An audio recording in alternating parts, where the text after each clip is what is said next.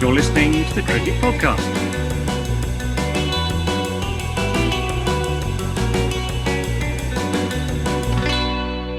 Hello, everyone, and welcome to the Cricket Podcast's IPL 2022 Group B preview. We've done two teams. We've done the Chennai Super Kings. We've done the Royal Challengers Bangalore. We've done five more teams in Group A. We're on to the third team. We're on the home stretch, lads.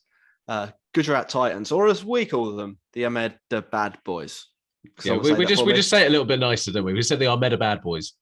Yeah, you can do it. Ahmedabad boys. Yeah, what are you going to do? What are you going to do when they come for you? Yeah, okay. It's a good joke. I'm just not very good at delivering it. A quick reminder, patreon.com/the cricket pod to support the show directly. It's the number one thing you can do to help us. There's a bunch of benefits. We've told you about them hundreds of times. Just go in the show notes, click that link. $5 a month or $4 a month. It's a deal. It's a dealio. And seriouscricket.co.uk. Use the code TCP22 for 10% off. Nice. That was just smooth. An unbelievable intro to Gujarat Titans here, mate. It's like our gift to you. So Ahmedabad boys, they are coached by Ashish Nira. Let's get that right. And captained by Hardik Pandya when he is fit. Is it going to be a great leadership duo? We don't know. At this level, it is untested. They wear a kind of blue kit with like sky blue lightning bolts down the side. It looks a bit like a cycling top. Is what I think. It had a zip that goes up the middle. It's got that collar as well. It's got the cycling collar. Yeah. I think it looks like a knockoff superhero's outfit. Also looks a bit like that. Yeah. It definitely has a superhero vibe to it. Not one of the A-list superheroes. No, knockoff. Yeah, but real budget kind of. Yeah. Random fact. I'm relying on Max here for the fact because I had to steal his notes on this. The Gujarat Titans are based in Ahmedabad, hence the name we will be persevering with. And a new franchise, so we get to regale you with some new tales about the wonderful city of Ahmedabad. Mm-hmm. Max, you can read these notes if you want. Well, shall I do this? Shall I do this bit for you? Yeah, you do the facts. Right. You do the facts. Yeah, because so I've prepped all the cricket stuff, but I haven't prepped the facts. Right, okay. Well, what I love about this is you've gone in, Jack, and you've not told anyone that you've got COVID. So the people who are just watching this for Ahmedabad boys are thinking, has this guy been hit in the head? Like, is he okay? And you're just going straight in. And it's just, I think that's an important disclaimer. I actually, can you see that? Yeah. Oh, you've even bought the proof. There we go. That could have been the lemon juice trick, but anyway, yeah. So the Ahmedabad boys. So we've not done Ahmedabad yet. So that was the point. We can spin some new yarns. Ooh. And if you guys are up for going on a little trip to Ahmedabad to go and see something unique, I can offer two lovely options for you. The first is that you can go and see 50% of the world's kite museums. Because Ahmedabad is home to one of the world's two kite museums, the other 50% being in Osaka, if you want to complete the set. So, that's quite the journey, but you string yourself along to that one. Really? I'm just put my hand up here. I've searched kite museum, and about 50 have come up. Well, so I've been lied to. Okay. But they might be unofficial kite museums. I think this is like your official. Yeah, this is your official kite. Yeah. So Max, I'm going to stick with you. I'm going to believe you. All right. Alternatively, if you're tripping out there alone and you don't like dining on your own, I have a solution for you. You can head to the new Lucky restaurant where you can eat in the company of the dearly departed, with tables and chairs of said restaurant arranged in between headstones and epitaphs of an existing graveyard. Naturally, all meat served on the bone. Christ alive. Wow. What a fact. That's an actual thing. You know what? Someone's got a restaurant and there's literally in a graveyard. Yeah. You get restaurants everywhere, don't you? You can't control when you get hungry, a little bit peckish. Dead people probably happy for the company, aren't they? I wouldn't recommend Ross going though. Sorry, the last thing about Ahmedabad. Okay. Wouldn't recommend Ross goes because it is actually a dry city. Yeah. This is what's turned me off Ahmedabad. Mm. I think. I don't know. Although keep it on the down low. Apparently, it's not very hard to get around it. Oh. Hush, hush, hush, hush. Oh. According to the internet. Top players. You might have heard of this guy, Rashid Khan. Oh, he's quite good. Yeah, he plays for them. After he fell out with Sunrisers Hyderabad. I said, didn't I, that KL Rahul had swapped Punjab Kings for Punjab Kings. Yeah. Mm. The theme of this little review by me is that Rashid Khan has basically swapped Sunrisers Hyderabad to Sunrisers Hyderabad. They do also have, in theory, Hardik Pandya, but we don't know. I mean, like, will he be good? Will he still be good, or is he? There's certainly a view developing that Hardik Pandya is permanently crocked. It won't be a surprise to hear that their strengths are basically Rashid Khan and Hardik Pandya. They have a couple of fast bowlers. They've got Lockie Ferguson and Alzari Joseph, but they probably can't fit in the same side, but one of them will be good. I didn't Joseph take a bunch of wickets in India recently. Lockie Ferguson is actually, I was going to say the most consistently fast bowler in the world. He isn't. He's not on Rick here, but yeah, he's not Mark Wood, but he's he's one of the genuine. But both of them are injured, bowlers. So he might be the fastest bowler in the tournament. That's worth something. I've also got down here a potential player to look out for. I wrote a piece on him actually, Abhinav Manohar. So he's only played 4 Syed Mushtaq Ali trophies matches before. Not Syed Mushtaq Ali trophies. He played 4 of them. He'd have like a whole body. He's played 4 matches, but in those matches he played 2 match-winning innings and took his team to the final. And they would have won the final, but Shahrukh Khan hit a 6 off the last ball in the match, so the Manohar dream was shattered. He's 27. I think he might be a player that sort of comes from nowhere to be quite good. It'll be interesting to see. I've watched some videos of him. He looks pretty good, and that little run in the SMAT seems good. Obviously, maybe, yeah, because of that's what I've got in my head as maybe this year's Venki will be Abhinav Manohar.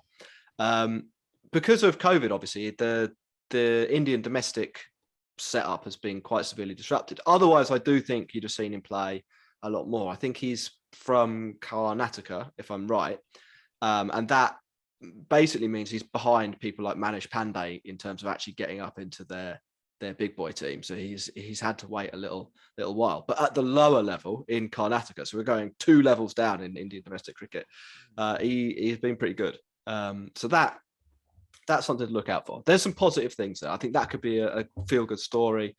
We'd all love it as well, wouldn't we? If Hardik Pandya came back and was 2018, 19, 20, Hardik Pandya and could bowl, could smash sixes. Yeah, the one who came over with India on the England tour and smashed us to pieces.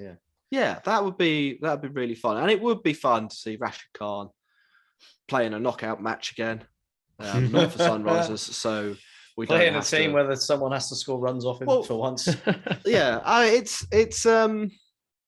Yeah, I mean, we do Sunrisers down quite a lot on the show. They did actually make the playoffs 2 years ago, and they won it reasonably recently. So he's not someone who never gets to win. It's not a complete waste of a career. But I do think maybe him being liberated from what was obviously a charnel house of shit cricket is a good thing. Weaknesses. They don't really have anything to back this up. They did have Jason Roy at one point. Now they don't, and so their top order is going to feature players. I think reasonably certain is going to feature players like David Miller, Shubman Gill, and Vijay Shankar. That isn't good, is it? That is not. That's actually the opposite of good. Yeah. They could also be in a situation where Matt Wade or Aaron Finch, complete that top order. No, Finch has gone to KKR. Oh, yeah, okay. I know what I got. Don't worry, I'm on quality control. Okay. Don't worry. Yeah. I've just got So not Finch. Live that. QA. Yeah, they've got Gurbaz. They picked up Gurbaz as Jason Roy's replacement. Well, I've got it's between Gurbaz and Wade, and I don't think either of them are particularly good. I hate to say it. I know Gurbaz has got his stands. Again, I'm looking at the numbers and I'm thinking would I have picked him for the IPL? Yeah. Probably not. Matt Wade can't play against spin. That was the whole thing last year in the World Cup. He can't play spin, so he can just be targeted. Well, neither could Mitch Marsh apparently, and that didn't matter because no one bowled spin at him. I could have been more succinct here and just said the top order batting is bad. Yeah, he could have. That's the brain fog, mate. That's what you've got. I wanted to add that to the symptoms list. I wanted to show off that I knew where Aaron Finch played, so and you failed. I got his name in. Other than that, So what do you think? What's going to be their predicted 11 then, Jack? Who do you think is going to be lining up? Yeah, Shubman Gill, Matt Wade, Abhinav Manohar, Vijay Shankar, David Miller, Hardik Pandya, Rahul Tewatia, Rashid Khan, Mohammad Shami, Lockie Ferguson, and Kishore. I think Ridham and Saha I've not got on the list, but I think there's a decent chance he plays for somebody. He might even end up coming in for Gurbaz an opening, and then you can have Ferguson and Joseph. I mean, that worked, didn't it, for Sunrisers Hyderabad 3 years ago? It did somehow. I think they're a bit of a waste of a team. I mean, they're a team. The thing that I just can't get over, and I talked about, I didn't really want to repeat my notes from when we talked about them at the IPL auction, so I was looking for other things. But the facts of the matter are, this is a team that spent 25 crore on 2 leg spinners. It's not, Mumbai Indians, what did they spend? 1 crore on a leg spinner, and they're going to get pretty similar output to. Well, I mean, they're not going to get Rashid Khan output, to be fair, but they get similar output to Rahul Tewatia, who they spent a fucking fortune on. Probably better, to be honest. I think if you make dumbass decisions like spend loads of money on Rahul Tewatia when you've already spent loads of money on Rashid Khan, then the implications of that are that you have Abhinav Manohar, who nobody really knows anything about, might be fun, and Vijay Shankar batting in your top 4, and David Miller, who everyone knows is no good. And hasn't been good for 3 years. It's longer than that. It's longer than that. It's since like 2016 last time David Miller scored some runs the other day, didn't he? So if this was an ODI team, it'd be better. But it's a T20 cricket. Jack, I agree with you on the bowling front. They've got 12 overs that are bankers in Mohammad Shami, Lockie Ferguson, and Rashid Khan. The rest is a bit of a lottery. Even Shami though, man. Jury's out on him in T20, isn't there? Yeah, really. But I don't know. I see what you mean when you talk about Rashid Khan trading in Sunrisers of Sunrisers. The parallels really are there, aren't they? It's just what Ross said, like maybe 12 overs that are bankers if you include Mohammad Shami.